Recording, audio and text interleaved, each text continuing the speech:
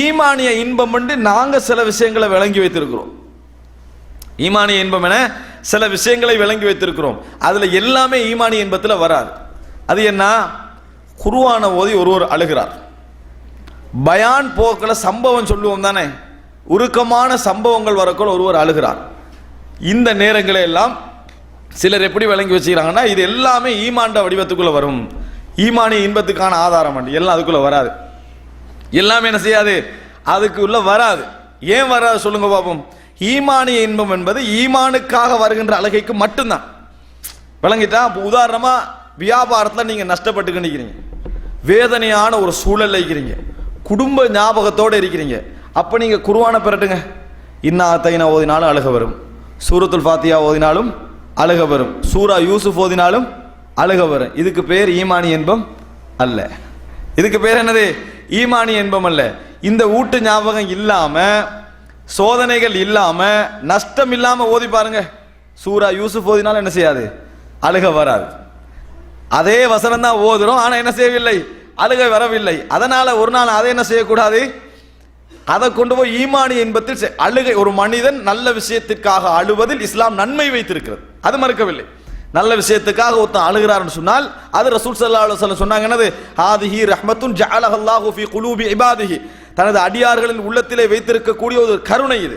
அல் குலூபு தஹ்சன் வல் உயூனு ததுமா வலா நகூலு இல்லா மா யுர்தி ரப்பனா, உள்ளங்கள் கவலைப்படுகின்றன, கண்கள் கண்ணீர் வடிக்கின்றன, இறைவன் விரும்பாத விஷயங்களை நான் சொல்லுவது இல்லை. ரசூல் ஸல்லல்லாஹு அலைஹி சொன்னார்கள், அது ரஹ்மத்து. ஆனா ஈமானிய இன்பம் என்பது அதல்ல. அது இஸ்லாம் எங்களை எந்த நல்ல விஷயத்துக்காக நாங்கள் கண்ணீர் வடித்தாலும் கூலியை வைத்திருக்கிறது. ஈமானிய இன்பம் என்ன தெரியுமா? இதுவல்ல. ரசூலுல்லாஹி ஸல்லல்லாஹு அலைஹி வஸல்லம் அழகாக சொல்கிறார்கள், வரஜுலுன் ذكرல்லாஹ காலியன் ஃபஃபாதத் ஐனாஹு, ஒரு மனிதர் அல்லாஹ்வை தனிமையில் ஞாபகப்படுத்தி கண்ணீர் வடித்து அழுதார். ஒருவர் அல்லாஹ்வை ஞாபகப்படுத்தினார், அதனால ஒருத்தர் அழுதார்னு வைங்களே, அது எதற்காக அழுத அழுகை? ஈமானுக்காக அழுத அழுகை. பாவங்களை நினைக்கிறாரு, நினைக்கின்ற பொழுது நரகம் அவருக்கு ஞாபகம் வருகிறது, நரகத்தை நினைத்து கண்ணீர் வடிக்கிறார், அது அழுகை. சொர்க்கத்தை நினைக்கிறார், சொர்க்கத்தை நினைக்கிற நேரத்தில் தான் செய்த அமலுடைய எண்ணிக்கை ஞாபகம் வருகிறது, நம்மளுக்கு கிடைக்காமல் போய்விடுமோ என்று நினைக்கிறார், அது ஈமானிய இன்பம். ஒரு மனிதனுக்கு ஒரு 10 ரூபா 20 ரூபா தர்மம் செய்கிறாரு, செய்துவிட்டு யா அல்லாஹ் என் பாவங்களை மன்னித்து விடு என்று உள்ளம் உருகுகிறார், அது ஈமானிய இன்பம். மனைவி குடும்பம் என்று வருகின்ற பொழுது ஏற்படுகின்ற துன்பங்களின் பொழுது தன் வாழ்க்கையை கட்டுப்படுத்தி, வாய்களை கட்டுப்படுத்தி முறையாக என்ன செய்கிறார், பேச்சுவார்த்தையை நடந்து கொள்கிறார், ஆனால் வேதனைகளை அடக்கிக் கொள்கிறார். இதனால் அவருக்கு என்ன செய்து கண்ணீர் வருகிறது, அது என்ன? ஈமானிய இன்பம். கணவனையும் மனைவியையும் தாயையும் நிர்வகிக்கின்ற நேரத்தில் இருவரையும் சமாளிக்க வேண்டிய நிலைமை ஏற்படும். அப்படி நேரத்தில் தான் இடையில் அகப்பட்டு என்ன செய்வாரு, வேதனைக்குரிய மனிதராக மாறிக்கொண்டிருப்பார். 2 பேரையும் காயப்படுத்த மாட்டாரு. இதற்காக வேண்டி ஒரு அழுது அல்லாட்ட என்ன செய்யறார், யா அல்லாஹ் தாய்க்காக வேண்டி தான் நான் இப்படி செய்கிறேன் கூலிய கேட்கிறாரு, அது ஈமானிய இன்பம். அப்ப எதற்காக வேண்டி ஈமானிய இன்பம்? குர்ஆனை என்னது, வைதா துலியத் அலைஹிம் ஆயாத்துஹு ஜாதத்துஹும் ஈமானா, குர்ஆன் ஓதப்பட்டா அதற்காக வேண்டி ஈமான் அதிகரிக்கிறது, இது ஈமானிய இன்பம். இது என்ன செய்ய வேண்டும், நல்ல முறையிலே நாங்கள் புரிந்து கொள்ள வேண்டும். ஈமானிய அடையாளங்களுக்காக ஏற்படக்கூடிய கண்ணீர். நான் உங்களுக்கு அபூ ஹுரைரா ரலியல்லாஹு அன்ஹு ஒரு சம்பவத்தை சொல்லுகிறேன். இதுக்கு 2 முறையில் அழலாம். ஒரு மனிதருக்கு வரக்கூடிய அழுகை, அவருக்கு இப்படி ஒரு வாழ்க்கை ஏற்பட்டதே, சோகம் ஏற்பட்டதே நினைச்சு அழுகிற அழுகை இருக்கிறது.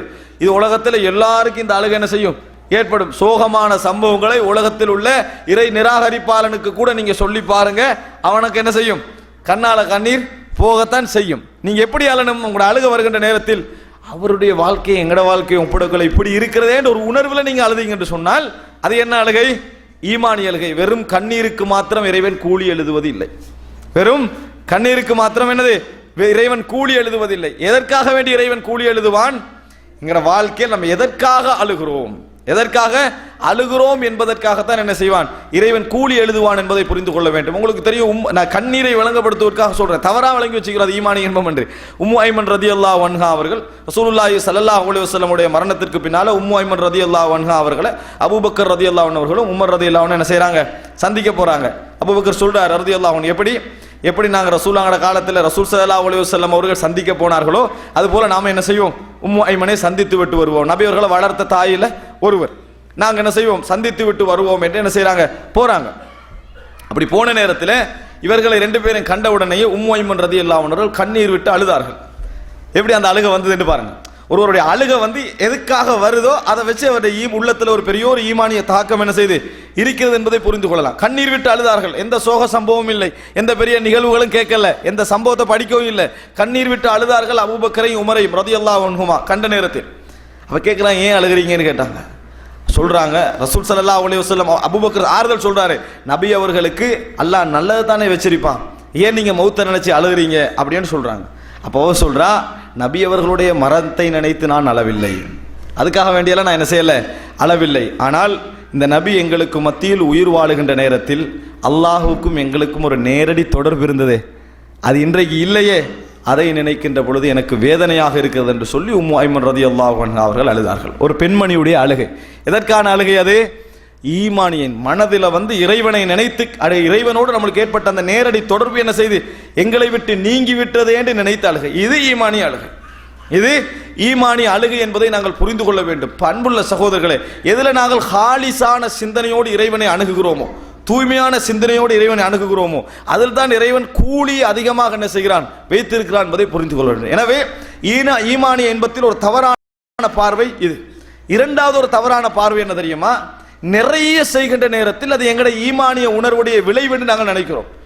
ஒரு நாள் ஒருவர் எழும்பி 2 மணியில இருந்து 4 மணி வரைக்கும் தஹஜ்ஜுத் தொழுகிறார். தொழுது விட்டு அவருடைய உள்ள என்ன சொல்லுதுன்னு சொன்னால், இது எனது ஈமான இன்பத்துடைய விளைவு என்று சொல்லும். நிச்சயமாக ஒருவருடைய ஈமானுடைய சக்தியின் மூலம் தான் அப்படி தொழ முடியும். ஈமானுடைய சக்தியின் மூலம் தான் அப்படி தொழ முடியும், அதுல எந்த விதமான சந்தேகமும் இல்லை. ஆனா ஈமானிய இன்பம் என்கின்ற பகுதி இருக்குதே, அது ஒரு மனிதனுக்கு ஏற்பட்டால் தொடர்ந்து நீடிக்கும்.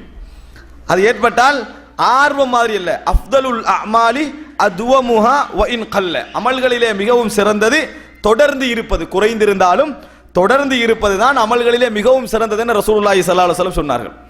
அப்ப என்ன அர்த்தம்? அது அஹ்ஸனு அமலான் அல்லாஹ் தஆலா சொல்றான், சிறந்த அமல் தொடர்ந்து இருக்கணும். ரசூல் ஸல்லல்லாஹு இதா அமில அமலன் அஸ்பதஹா, ஏதாவது ஒரு அமலை செய்தால் அதை என்ன செய்வார்கள், தொடர்ந்து செய்வார்கள் என ரசூல் ஸல்லல்லாஹு அலைஹி வஸல்லம் ஆயிஷா রাদিয়াল্লাহு அன்ஹா சொல்கிறார்கள். இப்ப நீங்கள் என்ன புரிந்து கொள்ள வேண்டும் தெரியுமா? தொடர்ச்சியாக ஒரு மனிதனை எந்த ஈமான் தொடர்ச்சியாக வைத்திருக்கிறதோ, அமல் செய்வதற்கு தோதுவாக எந்த ஈமான் வைத்திருக்கிறதோ அது ஈமானிய இன்பம். திடீரென நம்ம ஆர்வப்பட்டு செய்யக்கூடிய பெரிய விஷயங்கள் எல்லாம் ஈமானிய அடையாளமாக நான் நினைக்க கூடாது. குர்ஆனை பரட்டி பாருங்க. உஸ்மான் ரலியல்லாஹு அன்ஹு அவர்கள் செய்த தர்மம் ஏதாவது வந்திருக்காங்க? பெரிய பெரிய அதாவது பெரிய பெரிய தர்மங்களை செஞ்சாங்களே, அவங்களோட ஏதாவது ஞாபகங்களை இறைவன் சம்பவமாக சொல்லிக்கிறானான்னு பாருங்க. அப்படி எதை நீங்க காண மாட்டீங்க. ஆனால் நம்ம வாழ்க்கையில பெருமதி என்று நினைக்காத சில அமல்களை அல்லாஹ் என்ன செய்வான், குர்ஆன்ல சொல்லி காட்டுகிறான். எப்படி சொல்லி காட்டுகிறான்? மிக முக்கியமான ஒரு இடத்துல ரசூலுல்லாஹி ஸல்லல்லாஹு அலைஹி வஸல்லம் தபூக் யுத்தத்திற்காக போக தயாராகி கொண்டிருக்கிறார்கள். ஒரு தூர பயணம். எனவே ரசூலுல்லாஹ் ஒரு அறிவிப்பு செஞ்சாங்க, வாகனம் யாருக்கு இருக்குதோ, சாப்பிட வசதி யாருக்கு இருக்குதோ அவங்க மட்டும் என்ன செய்யட்டும், எங்களோட வாங்க. நாங்க பொறுப்பெடுக்க முடியாது, நாங்க அவர்களை என்ன செய்ய முடியாது, பொறுப்பெடுக்க முடியாது. வசதி உள்ளவங்க எல்லாம் இணைஞ்சுக்கிட்டாங்க. யாரெல்லாம் தன்னை ரசூலுல்லாஹ் ஆர்வம் ஊட்டினாங்க, 2 பேரை சேர்த்துக்குங்க 3 பேரை சேர்த்துக்குங்கன்னு ஆர்வம் ஊட்டினார்கள், அவர்களெல்லாம் இணைஞ்சாங்க. ஆனா சில அஷ்அரியூன்கள், அதாவது அஷ்அரியா கோத்திரத்தை சேர்ந்தவர்களுக்கு அந்த வாய்ப்பு கிடைக்கல. ஏழைகள், கஷ்டப்பட்ட வறுமையில் உள்ள ஏழைகள். இப்ப இவங்க என்ன செய்யறாங்கன்னா, ரசூல் ஸல்லல்லாஹு அலைஹி வஸல்லம் அவங்கள்ட்ட வராங்க. அல்லாஹ்வின் தூதரே, எங்களுக்கும் ஜிஹாது செய்யணும்னு ஆசையா இருக்குது, ஆனா எங்கள்கிட்ட பொருளாதாரம் இல்லை, வசதிகள் இல்லை, வாகனம் இல்லை, உணவுக்கு கட்டுப்படி ஆகாது, எப்படியாவது எங்களை உங்களோடு அழைத்து செல்லுங்கள், எங்களை என்ன செய்யுங்க, உயிருக்கு போராட்டத்துக்கு அழைத்து சொல்லுங்கன்னு சொல்றாங்க. ரசூல் ஸல்லல்லாஹு அலைஹி வஸல்லம் சொன்னார்கள், லா அஜிது மா அஹ்மிலுக்கும் அலை, உங்களை சுமந்துட்டு போற அளவுக்கு எனக்கு என்ன எந்த விதமான பொருளாதார நிலையும் இங்கே இல்லை என்றாங்க. சொல்லுங்க. திருப்பி திருப்பி கேட்கிறாங்க. நபி அவர்கள் திருப்பி திருப்பி ஏழாண்டு சொல்லிட்டாங்க. எதுக்கு? இறைவனுடைய பாதையில் ஒரு உயிர் போராட்டத்துக்கு அழைக்கிறாங்க. நபியோ திருப்பி திருப்பி கேட்டும் கூட என்ன செய்யல, ஏழாண்டு சொல்லிட்டாங்க. அந்த ரபி அவர்கள் மறுத்தார்கள், நம்மளால போக முடியவில்லை, இந்த பொருளாதாரம் இல்லாதது நம்ம மார்க்கத்தில் எனக்கு ஒரு சேவை செய்ய முடியாமல் இருக்கிறதே என்கின்ற வேதனை அவர்களை கண்ணீர் வடிக்க வைத்தது. அழுதார்கள். நபி அவர்களுக்கு முன்னால் அழுது கண்டே திரும்பி சென்றார்கள். ரசூலுல்லாஹ் ஒன்றும் சொல்லல. வலா அலல்லதீன இதா மா அதவுக லிதஹ்மிலஹும் குல்த லா அஜிது மா அஹ்மிலுக்கும் அலைஹி தவல்லவ் வ அயுனுஹும் தஃபீது மினத் தம்இ ஹஸனன் அல்லா யஜிது மா யுன்ஃபிகூன். அல்லாஹ் தஆலா சொல்கிறான், நபியே குற்றமில்லை, அவர்கள் மீதும் குற்றமில்லை. உங்களிடத்திலே எங்களையும் அழைத்து செல்லுங்கள் என்று கேட்ட நேரத்தில் உங்களை கவனிக்க என்னிடத்தில் எந்த பொருளாதாரம் இல்லைன்னு நீங்க சொன்னீர்களே, அந்த நேரத்தில் கண்ணீர் மல்க திரும்பி சென்றார்களே, அவர்கள் மீதும் குற்றம் இல்லை. நான் அவர்களை குற்றம் பிடிக்கவில்லை என்று சொல்லி அல்லாஹ் ரப்புல் ஆலமீன் அவர்களது கண்ணீரை பாராட்டி என்ன செய்தான்? குர்ஆன் வசனம் இறக்கினான். ஆனால் அந்த நேரத்தில் அதாவது பல ஆயிரக்கணக்கில் தர்மம் செய்தவர் தான் உஸ்மான் ரலியல்லாஹு அன்ஹு அவர்கள். அவருடைய தர்மத்தில் எந்த குறையும் இல்லை, அல்லாஹ் அதை ஏற்காமலும் இல்லை. ஆனால் அல்லாஹ் தஆலா அதை என்ன செய்யவில்லை? குர்ஆனிலே ஞாபகப்படுத்தி சொல்லவில்லை. என்ன காரணம்? இறைவன் எதை பார்க்கிறான் தெரியுமா? எங்களிடத்திலிருந்து எத்தனை போகுதுன்னு பார்க்கல, எந்த நிலையில போகுதுன்னு பார்க்கிறான். எங்களுடைய ஈமானிய இன்பத்தை நீங்கள் புரிந்து கொள்வதற்கான மிக முக்கியமான ஒரு இடம் என்ன தெரியுமா? எமது நிலை எங்கே? நீங்க பாருங்க, எங்கள்ல நல்லா திக்ரு செய்வாங்க, குர்ஆன் ஓதுவாங்க, 5 நேரம் தொழுவாங்க, சுன்னத்து தொழுவாங்க, அதுல எல்லாம் ஆரம்பத்துக்கு இருப்பாங்க. ஆனா வட்டி எடுப்பாங்க, வட்டி கொடுப்பாங்க, சினிமா பார்ப்பாங்க, நஷ்டம் என்று எந்த அமலெல்லாம் வருதோ அங்கெல்லாம் ரெண்டாவது இருப்பாங்க. உலகத்தில் எதெல்லாம் நஷ்டமோ அதுல 2, உலகத்தில் எதுலாம் நஷ்டமும் இல்லையோ லாபம் இல்லையோ அதுல ஃபர்ஸ்ட். தொழுதா ஏதாவது நஷ்டமா? இல்லை. நோம்பு பிடிச்சா ஏதாவது நஷ்டமா? இல்லை. ஆனா வட்டியை கடைபிடிச்சா, வட்டி கூடாண்டத்தை கடைபிடிச்சா உலகத்தில் ஒரு நஷ்டம், அதை செஞ்சிருவாங்க. அப்ப இஸ்லாம் கூலி கொடுக்கின்ற பொழுது உள்ளத்தை என்ன செய்கிறது? அவதானித்து தான் கூலி கொடுக்கும் என்பதை நாங்கள் மறந்துவிடக் கூடாது. 40 வயசு வரைக்கும் என்ன செய்வாங்க? போட வேண்டிய ஆட்டங்கள், போட வேண்டிய பாவங்கள் எல்லாம் முறுக்கேறிய நரம்பு இருக்கிற நேரத்தில் என்ன செய்வாங்க? எல்லா விதமான பாவங்களையும் செஞ்சுட்டு 50வது வயசுல ஒரு ஹஜ்ஜிக்கு போறது. அந்த ஹஜ்ஜிக்கு போய் ஒரு ஹஜ்ஜி, 2 ஹஜ்ஜி, 3, 4, 5 கிட்டத்தட்ட ஒவ்வொரு வருஷம் 3-4 உம்ராக்கள் ஒரு 60 செஞ்சு முடிச்சிருவார். செஞ்சு முடிச்சாச்சா அவருக்கு வயசு 60, முன்சஃப்ல தான் இருப்பாரு, குர்ஆன் தான் ஓதுவாரு. நீங்க நினைக்கிறீர்களா 16 வயதிலிருந்து இந்த முன்சஃப்ல இருந்து கண்ணீர் வடித்து தொழுதவனையும் அவரையும் அல்லாஹ் சமனாக்குவான் என்று சொல்லி? இல்லை. வஷாபுன் நஷா ஃபி இபாதத்தில்லாஹ், அதாவது அல்லாஹ்வுடைய வணக்கத்திலேயே வளர்ந்த இளைஞன் இருக்கிறானே அவனுக்கு நாளை மறுமையில் நிழல் கிடைக்கும் என ரசூலுல்லாஹி ஸல்லல்லாஹு அலைஹி வஸல்லம் அவர்கள் சொன்னார்கள். ஏன்? இறைவன் கூலி வழங்குகின்ற பொழுது நீங்க எந்த கஷ்டத்தில் அந்த அமலை செய்தீர்கள், எந்த சோதனையோடு அதை எதிர்கொண்டீர்கள், எந்த ஒரு மனநிலையோடு எதிர்கொண்டீர்கள் என்பதை வைத்துத்தான் கூலி தருகிறானே ஒழிய நம்ம நன்மை செய்தால் கூலி என்பதல்ல. இந்த 40 வயதுக்கு நினைச்சு பாருங்க பாப்போம், நாங்க கூட தொழுதிக்கிறோமா, சஹாபாக்கள் கூட தொழுதிக்கிறோமான்னு ஒரு அறிக்கை எடுத்து பார்த்தீங்கன்னா நாங்க கூட தொழுதிக்கிறோம். ஏன்? அவங்களுக்கு தொழுகை கடமையாக்கப்பட்டது ஒரு 13 வருஷங்கள் தான். நம்ம பிறந்ததுலேருந்து தொழுகிறோம் 5 வயசுல இருந்து, அப்படியா இல்லையா? 5 வயதுல எவ்வளவு தொழுகிறோம்? 63 வயது, 70 வரை, 80 வயது வரைக்கும் தொழுகிறோம். சஹாபாக்களுடைய ஹஜ்ஜி கொஞ்சம், எங்களுடைய ஹஜ்ஜி அதிகம். அதனால தான் சொர்க்கம் என்றால் யார் முதல் சொர்க்கம்? நாங்கள். ஆனா அல்லாஹ் தஆலா அப்படியே தீர்ப்பளிச்சுக்கிறா? இல்லவே இல்லை. அப்ப அன்புள்ள சகோதரர்களே, சகோதரிகளே, நாங்க என்ன விளங்கணும் தெரியுமா? நம்ம 1 லட்சம் கொடுத்தோமா 1 கோடி கொடுத்தோமான்றதல்ல, எப்ப கொடுத்தோம்ன்றதை வச்சுதான் என்ன செய்யும்? தீர்ப்பு வழங்கப்படும். தஹஜ்ஜத் தொழுதமா இல்லையான்றதல்ல,